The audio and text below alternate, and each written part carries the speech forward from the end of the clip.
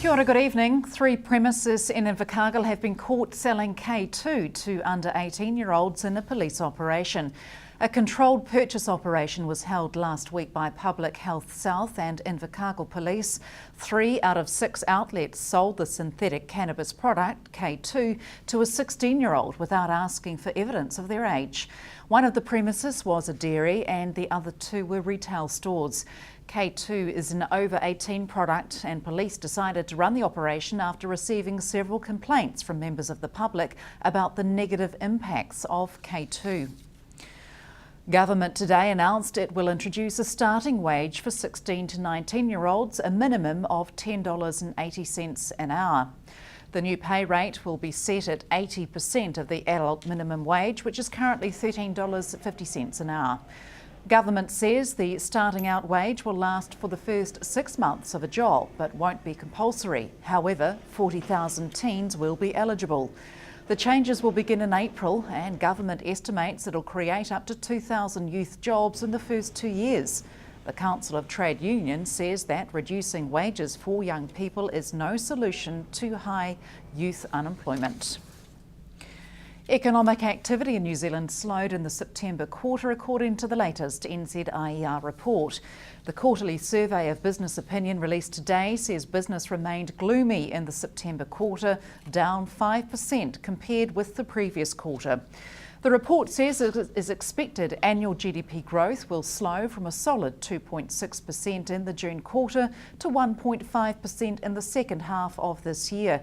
Principal economist Shamobile Equab says the recovery remains disappointing. He says Auckland is growing, but the post-quake surge in Canterbury is moderating and activity elsewhere is slowing. A cycle trail that's expected to bring more than $30 million into the Queenstown economy within 5 years will open on Labour weekend. Along with the Around the Mountain Cycle Trail, the Queenstown Trail was deemed a quick start project by government in 2009. The Around the Mountain Cycle Trail has only been granted partial consent, with concerns raised around impacts on the environment and anglers. Queenstown Trails Trust Chief Executive Kay Parker says the Queenstown Trail hasn't faced the same challenges. We have opened up new fishing areas where previously it was either a combination of private land, or if it was public land it was inaccessible.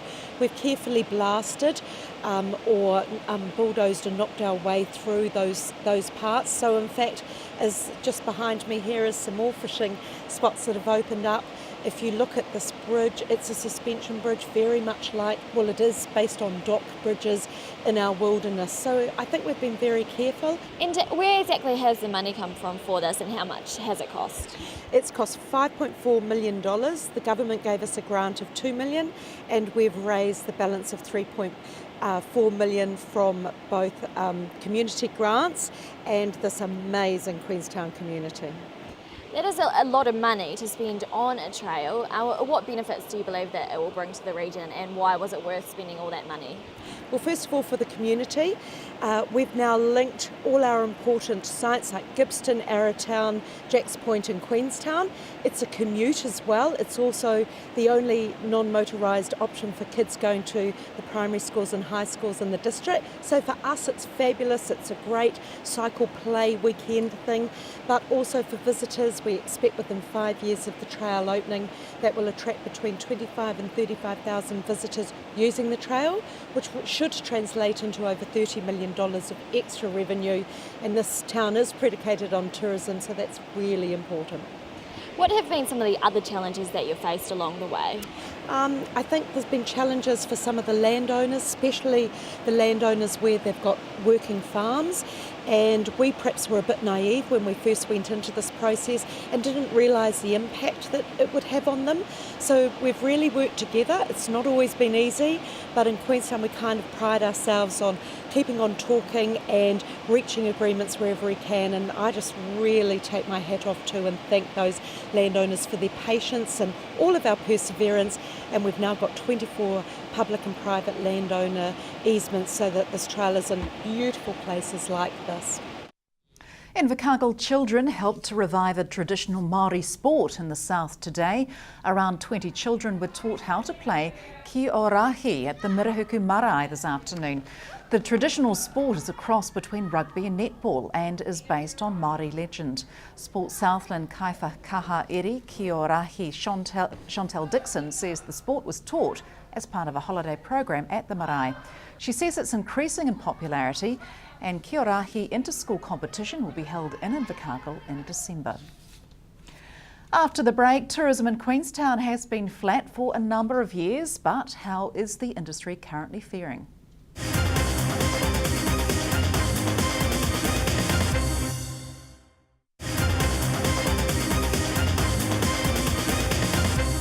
Welcome back. More than 2 million tourists visited Queenstown in the year ending June, but the tourism industry has been flat in the resort town for a number of years.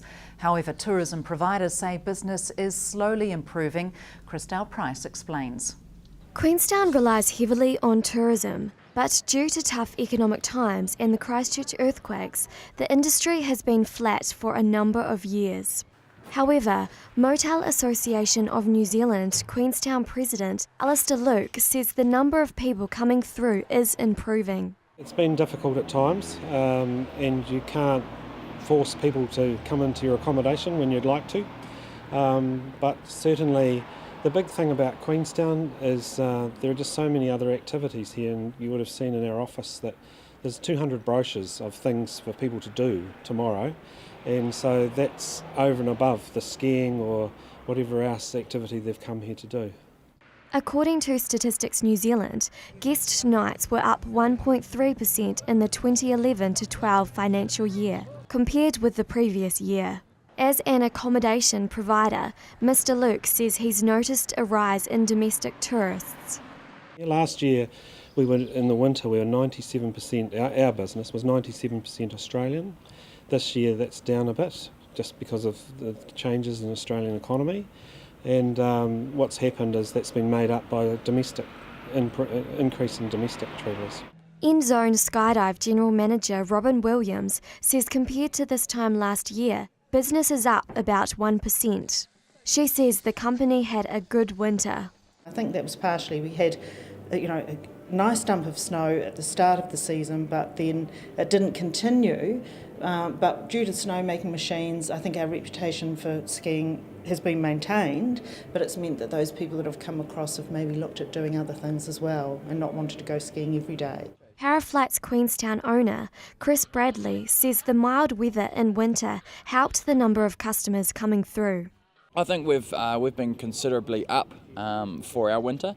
Half of that is the weather. The weather deters whether we go 2 or 7 days a week, so that makes a big difference. And I think the emerging markets that are coming through, the Chinese, the Japanese, the Indians, they're into different sports like parasailing, like what we do, so it's been really good for us. He says competing with other tourism providers is one of the challenges the business faces. We're a small kind of local born and bred company running it ourselves, so we're competing against some multi-million-dollar enterprises that buy up large and really they're good to deal with, but they are pushy. You're taking a piece of the pie as well. So I think the big companies are a challenge, and I guess the numbers coming for summer will be a challenge, but it looks pretty positive, I think. And with business slowly improving, tourism providers are hoping the number of people visiting the resort town will continue to grow. Christelle Price, South Today News. Southland has retained its title as the most affordable region to own a home, according to the latest Massey University Home Affordability Report. The report released today says homes became more affordable in all regions except Auckland in the quarter ending August. Improvements in affordability were due to an increase in the average wage and lower borrowing rates offsetting higher home prices. The average wage in New Zealand increased by more than $6 in the August quarter. Affordability in Southland increased by more than 7% in the year ending August.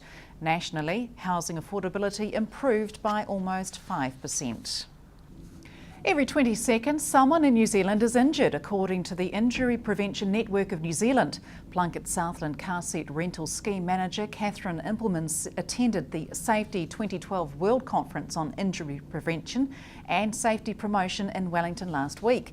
She says a number of ideas were discussed at the conference that could be implemented in Southland. In the work we do, whilst mostly it's around child restraints, the unintentional injury issue is the same for us all, and the reasons for it happening are around education and situations where people find themselves placed in. So I just find it interesting to understand that, and it helps my work. What were the main things that were discussed at the conference? I can't even say what the main things were. There was a huge number of topics, and it covered things from road safety to cutting and piercing to falls to bicycling and cycling, all sorts of stuff around there. So they talked in different sessions about lots of different things, and things that perhaps we don't consider always to be unintentional injuries, such as violence. What did you learn at the conference that is relevant to the work you do here? I learned that we do very well. We are behind the 8 ball in some ways in terms of child restraints. In New Zealand, we still have very high numbers of unintentional injuries, and so I learned that while we're on the road, we've got a long, long way to go, and there's lots we can do as a community to stop people being injured. Why do you think we do have such a high number of unintentional injuries?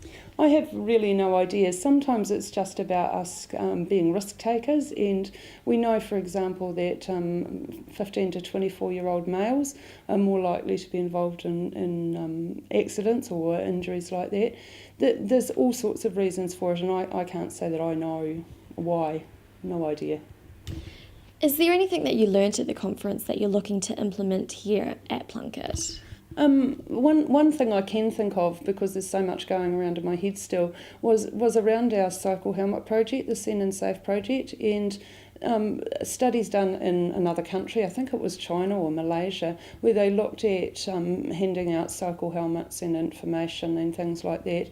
And the research indicated that giving those items is okay, but it needs to be coupled with really good education as to why you need to wear that helmet. So that's something that I'll be making sure my staff are doing as they're handing out those cycle helmets. That's it from news. Coming up in sports, Sport Southland CEO Richard Hoskin on his decision to step down from his role early in the new year. From the news team, good night.